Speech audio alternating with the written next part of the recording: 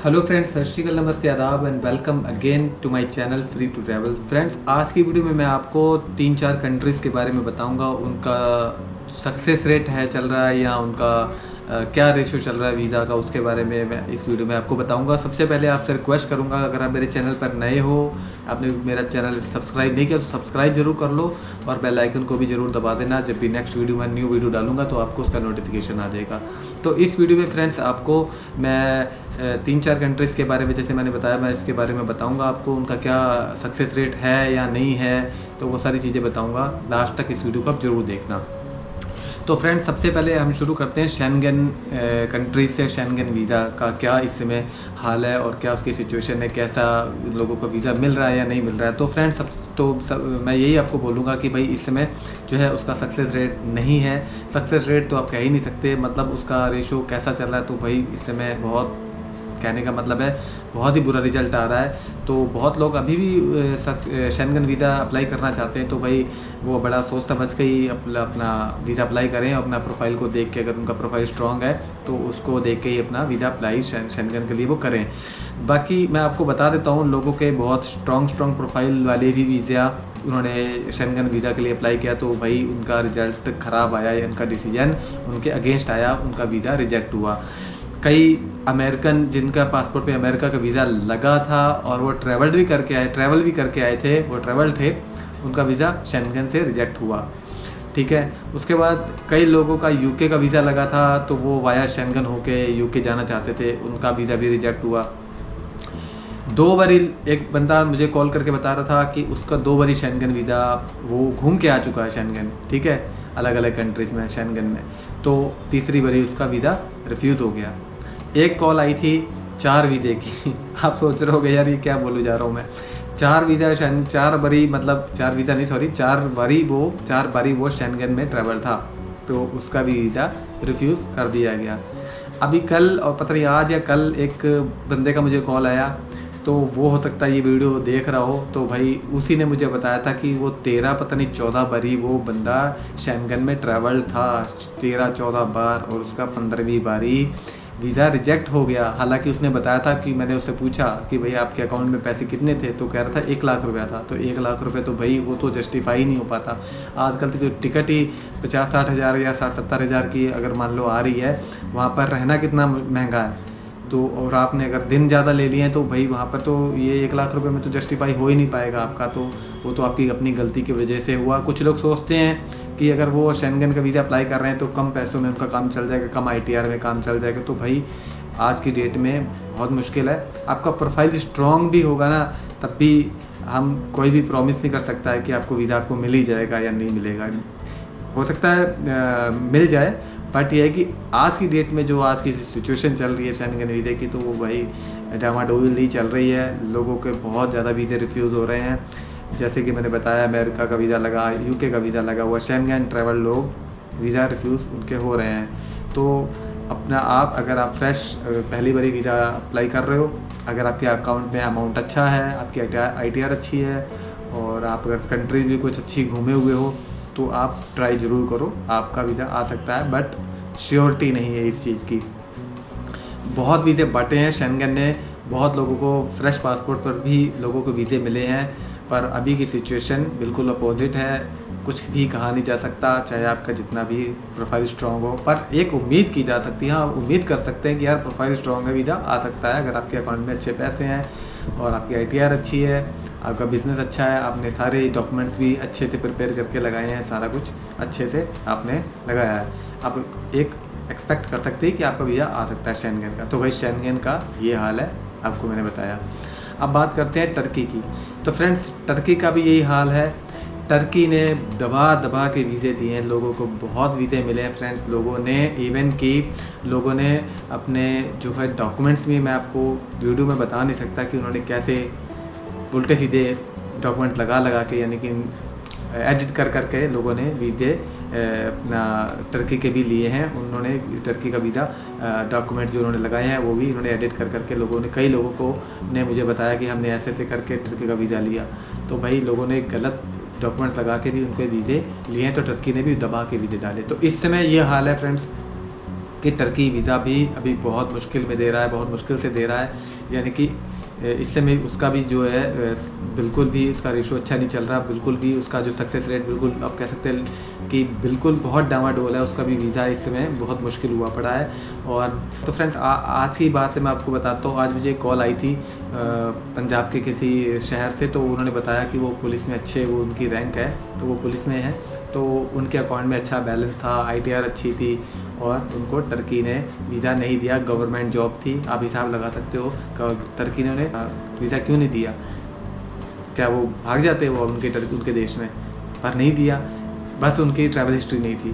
Fresh passport पर भी लोगों को वीज़े मिले हैं टर्की के, और जितना अमाउंट उनके अकाउंट में था उन्होंने मुझे बताया, तो शायद मैंने जो लोगों के पहले वीज़े करवाए थे जिनके अकाउंट में इससे भी कम अमाउंट था, उनके भी वीज़े उनको मिले थे। 2-2 ढाई लाख रुपए में भी, 2-2 लाख रुपए में, 1.5 लाख रुपए में भी लोगों के अकाउंट में थे, तो उनको वीज़े भी मिले। और मैं बता नहीं सकता कि कैसे कैसे लोगों को वीज़े मिले टर्की के। तो फ्रेंड्स अब बात करते हैं साउथ कोरिया की। तो साउथ कोरिया ने भी फ्रेंड्स शुरू में, मतलब जून के मंथ पे, जून में ये 1 जून से साउथ कोरिया का जो वीज़ा की अपॉइंटमेंट वो शुरू हुई थी, और जून से ही में लोगों ने वीज़ा अप्लाई करने शुरू कर दिए। तो फ्रेंड्स जून के मंथ में भी लोगों के बेस हिसाब, मतलब उन लोगों को वीज़े मिले हैं। बहुत लोगों को फ्रेश पासपोर्ट पे वीज़े मिले हैं जिनका कोई ट्रैवल नहीं था, जिनके अकाउंट में पैसे ठीक ठाक थे। बहुत अच्छा उनका जो रेशो था, बहुत अच्छा सक्सेस रेट अच्छा था। वीज़े बहुत लोगों को मिले साउथ कोरिया के, ठीक है। पहले कोविड से पहले साउथ कोरिया का वीज़ा स्टिकर वीज़ा चलता था, और कोविड के बाद यानी कि जब जून में, ये इसी जून में 2022 की जून में जब वीज़ा शुरू हुआ, तो उन्होंने ई वीज़ा शुरू किया और लोगों को काफ़ी वीज़े मिले। तो उसके बाद जुलाई आते आते लोग जो इनका वीज़ा का रेशो थोड़ा सा कम होने लगा, और फिर भी काफ़ी लोगों को जुलाई में भी काफ़ी लोगों को वीज़े मिले, पर थोड़ा सा कम हो गया। अब फ्रेंड्स आते आते अगस्त में, तो अब तो फ्रेंड्स ये हाल है कि पहले तो फ्रेंड्स 5-5, 6-6 दिन में, 4-4, 5-5 दिन में वीज़े लोगों के आए हैं, अप्रूव हुए हैं, और मतलब इतना टाइम नहीं लगता था। अभी तो टाइम भी काफ़ी लग रहा है। जैसे मैंने पिछली वीडियो में भी साउथ कोरिया की वीज़े की जो वीडियो मैंने बनाई थी उसमें भी बताया था कि अभी काफ़ी टाइम लग रहा है, 15-15, 20-20 दिन लग रहे हैं, और एप्लीकेशन रिसीव्ड ही लिख के आता है। तो अभी ये हाल चल रहा है। और इसके अलावा जो उसका जो रेशियो कह सकते हैं कि वो फ्रेंड्स अब बहुत डाउन हो गया है। अब जो साउथ कोरिया अभी क्या देखता है फ्रेंड्स, वो बहुत ही स्ट्रॉन्ग प्रोफाइल पर अभी वीज़ा दे रहा है, जिसके अकाउंट में अच्छे पैसे हैं, जिसकी ITR अच्छी है, यानी कि अगर उसने टैक्स पे किया या टैक्स पे नहीं किया, यानी कि अगर 6-7 लाख की उसकी ITR है, और उसने अगर रिबेट ले लिया है किसी वजह से, या कोई उसका जो भी रीजन की वजह से उसने रिबेट लिया है अपने खर्चे वर्चे दिखा के, तो उसको भी, यानी कि लगभग नील में भी जिन्होंने अपना अप्लाई किया हुआ था, नील में ITR लगाई थी 5 लाख के अराउंड, मतलब 4,90,000, 95,000, तो उनको भी वीज़ा अभी भी मिला है। और अभी फ़िलहाल मैं आपको बता देता हूँ, अकाउंट में आपके पैसे अगर अच्छे हैं, साउथ कोरिया वीज़ा का अगर आप अप्लाई कर रहे हैं, तो अकाउंट में अगर आपके पैसे अच्छे हैं, 5 लाख से ऊपर हैं, 6, 7, 8 जो भी हैं, तो आपके चांसेस हैं। ITR अगर आपकी 5, 6, 7 लाख की है, तो मतलब एक आइडिया सा रफली बता रहा हूँ आपको कि अगर आपकी ये ITR का सिचुएशन ऐसी है कि 5 लाख, 6 लाख, 7 लाख, अगर उससे ऊपर है तो और बढ़िया। और इसके अलावा अगर आपकी ट्रैवल हिस्ट्री है 3, 4, 5 कंट्री की, तो साउथ कोरिया अभी भी वीज़े दे रहा है। और जो लोग डालते हैं फ्रेश अमाउंट अपने वीज़ा के लिए अपने अकाउंट में, तो भाई वो ये मत करें, वीज़ा रिफ्यूज़ हो जाएगा। पिछली वीडियो में भी मैंने आपको बताया था। तो लो प्रोफाइल कह लो, या जो हाई प्रोफाइल वालों को या अच्छा प्रोफाइल वालों को वीज़ा अब मिल रहा है, और जो जिनका प्रोफाइल अच्छा नहीं है उनको साउथ कोरिया वीज़ा नहीं दे रहा है। तो फिलहाल अभी सिचुएशन ये हो चुकी है, और टाइम भी बहुत लग रहा है। आप वीज़ा अप्लाई करना चाहते हो साउथ कोरिया का, अगर आपका प्रोफाइल अच्छा है तो मेरे ख्याल से अब आप ज़रूर अप्लाई करो, और अगर नहीं है तो आप उसको ठीक कर लो, टाइम ले लो, टाइम लगा लो अपने प्रोफाइल पर अपना प्रोफाइल अच्छा करो, और बाद में आप अपना वीज़ा अप्लाई करो साउथ कोरिया का। अब बात करते हैं फ्रेंड्स UK की। तो फ्रेंड्स मैंने पीछे एक वीडियो बनाई थी एक मैंने फ़ोटो UK की जो वीज़ा की फ़ोटो थी वो शेयर की थी अपने चैनल पे, कम्युनिटी टैब पर। तो उसमें मैंने UK के जो जिनका वीज़ा निकला था वो हिमाचल प्रदेश से थे, और वो फ्रेंड्स उनको सबसे पहले जो है टर्की ने रिफ्यूज़ किया था। उनके अकाउंट में पैसे भी अच्छे थे, उनकी ITR भी अच्छी थी, टर्की ने रिफ्यूज़ कर दिया। उस समय टर्की रिफ्यूज़ मारने लग गया था, ठीक है फ्रेंड्स। थोड़ा मतलब स्टार्ट हो गया था, टर्की रिफ्यूज़ मारना शुरू कर चुका था लोगों को अच्छे प्रोफाइल पर भी। तो टर्की ने उनका वीज़ा रिफ्यूज़ किया। उसके बाद उन्होंने कुछ टाइम बाद उन्होंने साउथ कोरिया का वीज़ा अप्लाई किया, तो साउथ कोरिया का भी उनका वीज़ा रिफ्यूज़ हो गया।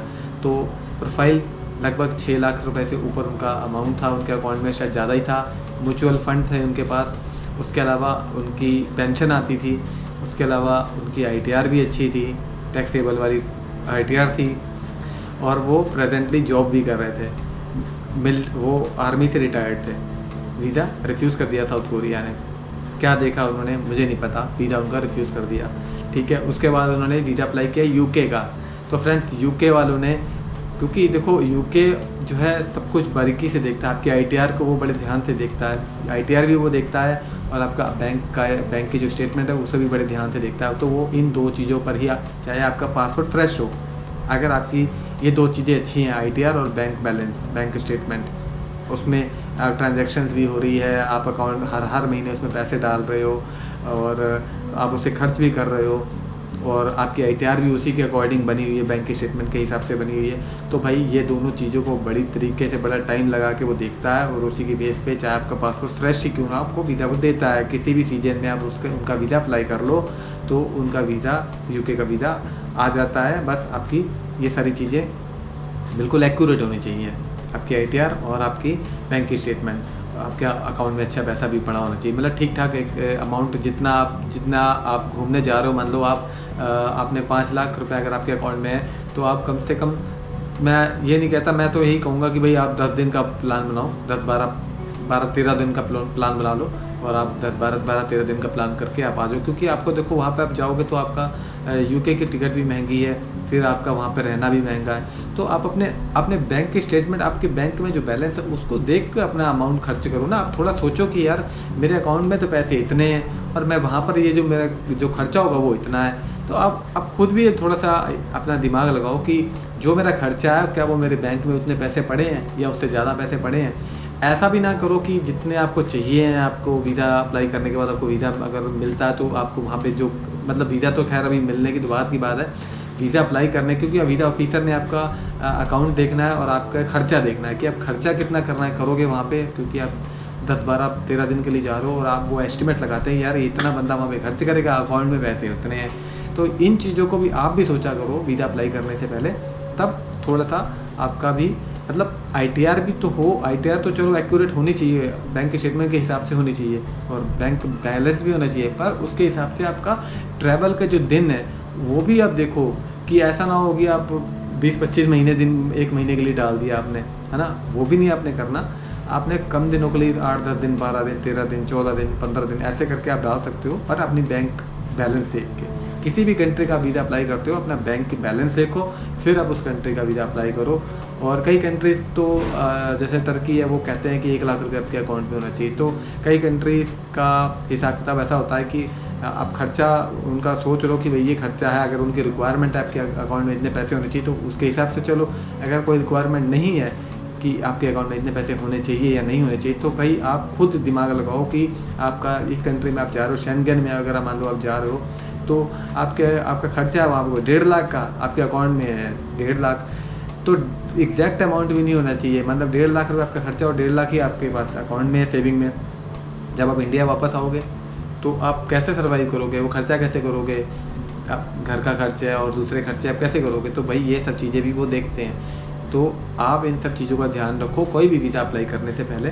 तो इस वीडियो को बनाने का मेरा यही मकसद था कि आप इन सब चीज़ों को ध्यान में रखो, और किस कंट्रीज़ का क्या रेशो चल रहा है, क्या सक्सेस रेट है या नहीं है। तो यही सब चीज़ों इस सब चीज़ों के बारे में मैंने आपको बताना था कि अभी फ़िलहाल क्या सिचुएशन चल रही है इन कंट्रीज़ की, और अभी किस प्रोफाइल पर या किस प्रोफाइल पर वीज़े नहीं आ रहे। तो यही सब चीज़ों के बारे में मैंने आपको इसकी इन्फॉर्मेशन देनी थी। तो फ्रेंड्स, इस वीडियो को, अगर आपको ये वीडियो मेरी अच्छी लगी तो लाइक कर देना, शेयर कर देना, और कमेंट करके जरूर बताना कि वीडियो कैसी लगी है। नेक्स्ट किसी और वीडियो में मिलते हैं, किसी इन्फॉर्मेटिव वीडियो में, तब तक के लिए सत श्री अकाल।